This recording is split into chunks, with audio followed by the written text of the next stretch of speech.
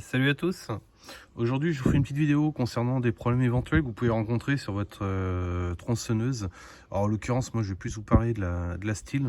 Je vous ai déjà fait quelques vidéos là-dessus, notamment la MS 170, pour être précis. Parce que j'ai eu des questions, vis de réglage, etc., débit d'huile, machin. Donc, je suppose que vous avez dû avoir des soucis au niveau du graissage des chaînes, enfin de la chaîne en l'occurrence. Alors, généralement, c'est des trucs qui sont tout bêtes, hein, et vaut mieux que ça commence par ça, parce qu'après, je vais vous expliquer ce qu'il y a à faire. Euh, Si vous ne le savez pas, donc là, j'ai évidemment prédéfait le capot. Il faut savoir que déjà, si vous ne le savez pas, hop là, je retire le guide. Généralement, votre huile, en fait, va sortir par ces parties-là. Hop là, les petits trous que vous voyez là, l'huile va sortir par ici et va venir s'injecter, chose que vous ne savez peut-être pas non plus, sur le tout petit trou qui est ici. Si vous regardez votre guide, vous verrez que vous avez un tout petit trou. Hop là, et vous en avez même un qui va être de l'autre côté. Donc la première chose à voir et à regarder en fait si vous avez un manque d'huile en fait sur votre chaîne, c'est évidemment de regarder si par exemple cette partie-là n'est pas obstruée. Ce qui du coup ne va pas faire d'alimentation entre guillemets au niveau de votre chaîne. Hein, puisque une fois que l'huile est injectée par ce tout petit trou là, j'essaye mais après le zoom n'est pas terrible, voilà. Du coup évidemment ça va venir graisser toute la partie intérieure de votre guide. Donc vérifiez, mais ça fait partie de l'entretien en fait, hein, c'est ce que je vous ai déjà expliqué, que votre guide soit toujours nickel. En fait si vous avez du matos qui est propre, forcément ça marchera beaucoup mieux. Donc nettoyez régulièrement toute cette partie là qui avec la graisse va justement avoir tendance à accumuler un peu pas mal de sueur, etc. Et c'est ce qui va venir créer au fur et à mesure du temps des bouchons en fait, hein, parce que c'est des tout petits trous, donc c'est vite obstrué. Donc toujours bien nettoyer, vous démontez votre guide. Si vous avez une soufflette, vous mettez un petit coup tout autour de la soufflette pour vraiment bien nettoyer, que ça soit toujours nickel. À défaut de la soufflette, prenez un tournevis plat, fin, et grattez à l'intérieur. Oubliez pas la partie qui va être de devant, hein, où vous avez les petites roulettes hein, qui permettent de faire la rotation au niveau de la chaîne. Donc bref, que ça soit toujours bien nickel, que votre petit trou soit toujours nickel et pas obstrué, hein, donc ça c'est la première chose à faire. Toujours bien nettoyer, enlever régulièrement la merde qu'il peut y avoir. L'idéal c'est qu'un coup de soufflette, hein. Au moins c'est nickel.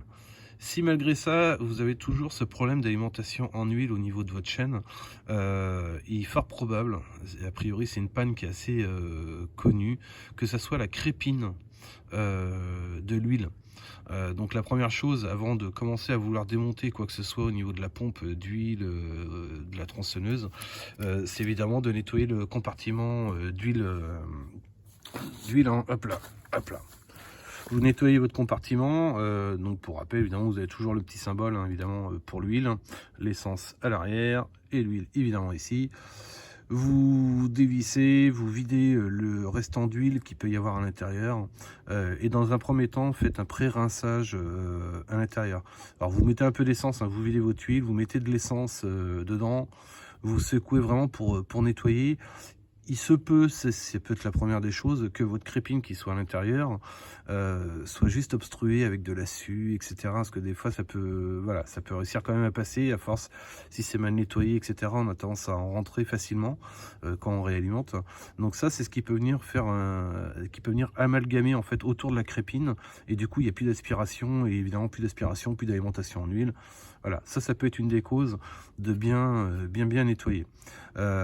Et après, j'ai envie de dire que là, après, on rentre un peu plus dans le dur concernant justement le problème de graissage. C'est-à-dire que là, il va falloir démonter la pompe d'huile, en fait, la pompe qui amorce. Donc là, vous avez déjà des tutos, c'est pour ça que je ne vais pas vous en refaire un, je ne vais pas vous embêter avec ça. Vous avez déjà des tutos qui existent avec ça, j'ai vu qu'il y a déjà des gars qui en avaient fait là-dessus, et c'est très bien, ils le font très bien, donc il n'y a aucune raison que moi je revienne vous faire un tuto à redémonter la tronçonneuse.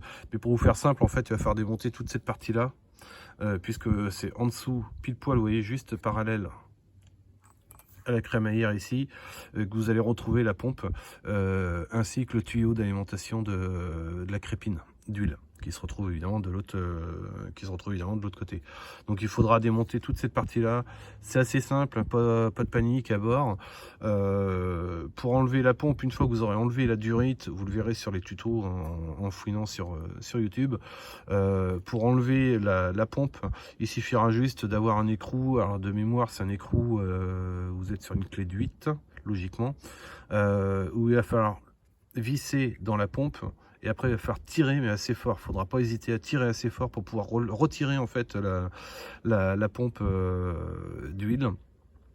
Et puis après, bah, voilà, il n'y a plus qu'à remplacer le système, également avec la crépine, le tuyau. Hein, parce que le tuyau va venir se brancher dans la pompe ici, hop, et après va venir se recoller en fait dans le réservoir d'huile.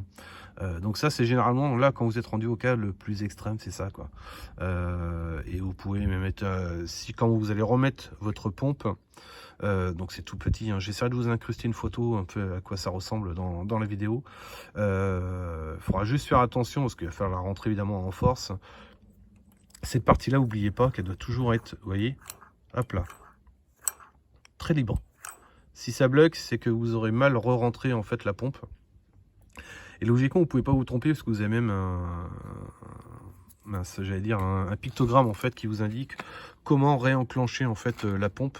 Parce que vous verrez que sur la petite pompe à huile, il y a un petit cran dedans qui vous permet de bien positionner votre pompe. Il suffit que cette partie-là soit un peu décalée. La petite pompe, en fait, au bout, vous avez une petite crémaillère aussi, hein, qui va tourner évidemment en même temps que la grosse crémaillère ici. Donc si c'est mal rentré, c'est pas très compliqué, il n'y a pas de panique à avoir. Il suffira de déclipser, de démonter la partie embrayage qui est ici. Ça reste très simple. Hein. Mais avant tout, faites d'abord ce que je vous ai dit en termes de vérification. Le b.a.-ba, c'est évidemment de l'entretien. Plus vous entretiendrez et que votre matos en fait sera nickel, mieux ça sera. C'est chiant, on a tendance à poser la tronçonneuse puis à se dire voilà, je ferai ça la prochaine fois, etc. Faites-le aussitôt, c'est aussi bien, et comme ça quand vous la reprenez, bah, au moins c'est nickel, vous êtes à jour, tout est propre, etc. L'idéal, encore une fois, c'est un coup de soufflette. Ouais, moi je le fais assez régulièrement, et voilà, c'est vrai que j'ai le plaisir, au moins quand je la prends, bah, c'est propre, c'est nickel, chaîne aiguisée, etc. Enfin affûtée, pardon. Tout est nickel, les niveaux sont à jour. Donc faites-le, hein. Premier temps, je vous dis, c'est donc votre huile, encore une fois, va sortir par cette partie-là, s'injecte dans la partie hop là, du petit trou qui est ici. Hop là, j'essaie de pas trop, voilà. Donc bien vérifier que ça soit pas obstrué, toujours bien nettoyer votre guide. Ça paraît bête mais c'est super important. Et voilà, plus vous aurez de la merde en fait sur votre tronçonneuse, plus vous prenez le risque en fait d'encrasser et du coup bah, de galérer parce qu'il va falloir tout démonter, tout nettoyer, etc. Donc faites-le régulièrement et vous limiterez déjà la casse au niveau de l'entretien ou de la panne. Hein. Voilà, bah écoutez, si ça vous a plu comme d'hab, petit pouce bleu, vous connaissez. Si vous avez des questions, bah, comme d'habitude, posez. Hein. Je fais le maximum pour vous répondre le plus vite possible. Et dans la mesure de mes compétences, encore une fois, je suis qu'amateur. Donc c'est qu'une fois de plus pour vous partager un peu l'expérience ou vous donner les petits conseils, etc. Hein. Donc voilà, bah écoutez, je vous dis à une prochaine pour une autre vidéo. Salut à tous.